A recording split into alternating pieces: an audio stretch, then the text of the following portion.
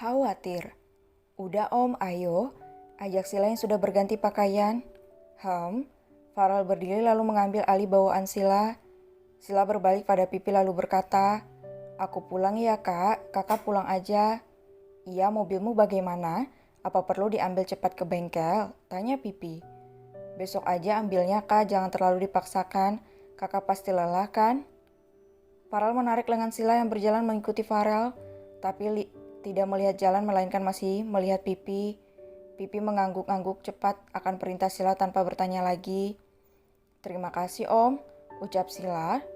Katakan pada Momi aku masih ada urusan," balas Farel.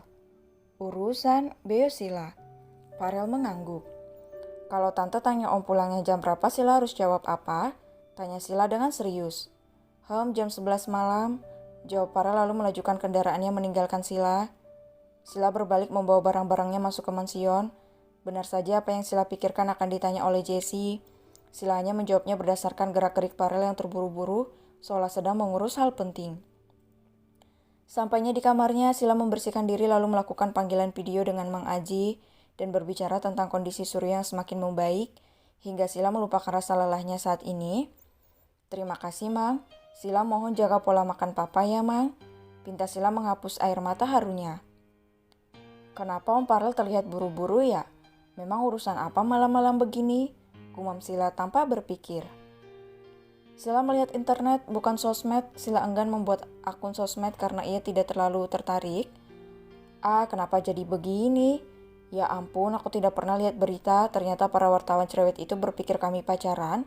Pantas saja mereka bertanya-tanya tentang Om Farel padaku, decak Sila. Sila menggaruk-garuk kepalanya yang tidak gatal. Kenapa jadi begini ya? Beritanya begitu berlebihan. "Kenapa sayang?"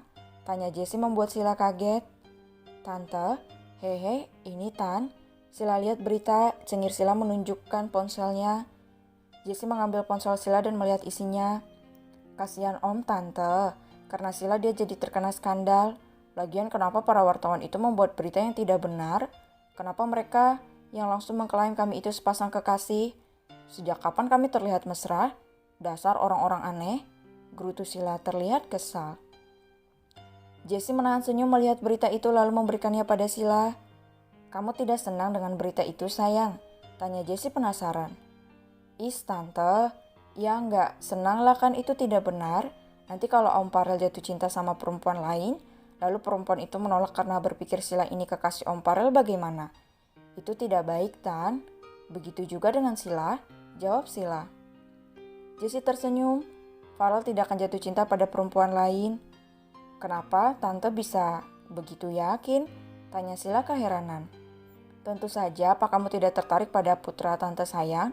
Dia sangat tampan dan tidak memiliki kekurangan apapun. Kamu tahu kan?" tanya Jessie. "Hah?" cengol Sila. "Maksud Tante apa? Kenapa bertanya seperti itu?" Sila tidak tahu kenapa Sila harus tertarik dengan Om Farel hanya karena dia tampan dan tidak punya kekurangan. Sila hanya mencintai satu pria, itu Papa Sila sendiri, tidak ada pria lain. Jessie tersenyum lembut lalu mengelus kepala Sila. "Tentu saja kami tahu, jika Tante memiliki papa seperti papamu, Tante pasti akan mencintainya sepertimu juga. Papamu sangat hebat." Sila tersenyum manis lalu memeluk Jessie dengan erat. "Iya Tante, Papa Sila adalah yang terbaik."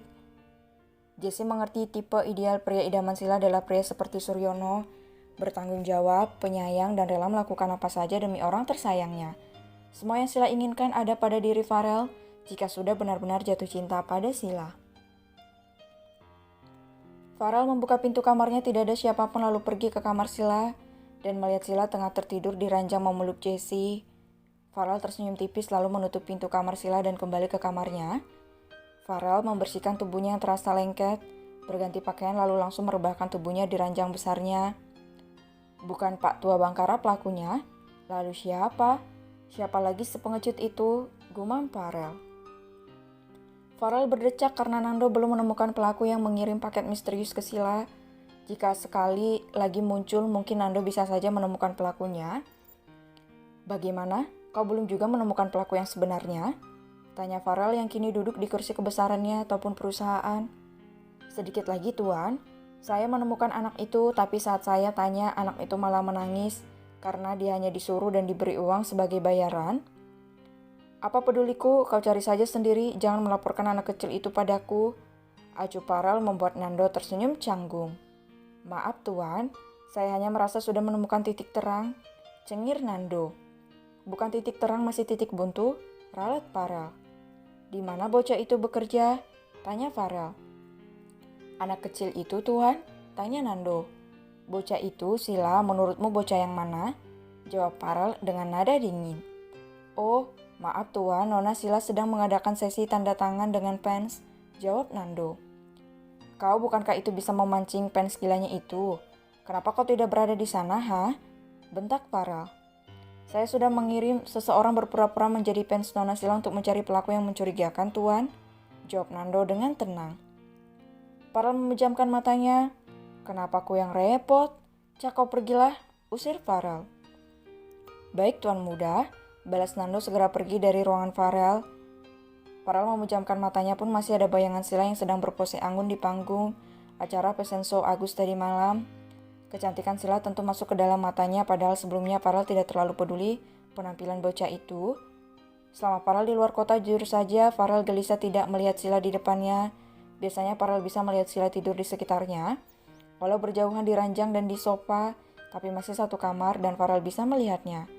Tapi Farel belum tahu artinya cinta. Ia masih merasa frustasi dengan bayangan Sila itu. Jika terjadi sesuatu pada bocah itu bagaimana? Kenapa aku tidak tenang? Decak Farel yang berdiri seketika memegang pelipisnya sendiri. Tenang, tenang, apa yang kau pikirkan? Itu tidak benar. Farel berusaha menenangkan diri. Ini tidak berhasil. Geram Farel mengambil jasnya serta kunci mobilnya dan pergi dari ruangannya. Karyawan Farel saja sampai kaget melihat Farel keluar di jam seperti ini. Biasanya Farel akan keluar saat jam makan siang. Mereka penasaran pada orang luar biasa seperti apa yang bisa membuat seorang Farel meninggalkan pekerjaannya. Farel tiba di tempat Sila. Ia masih di dalam mobil memperhatikan banyaknya fans Sila yang sedang menunggu giliran untuk bertemu Sila dan meminta tanda tangan Sila.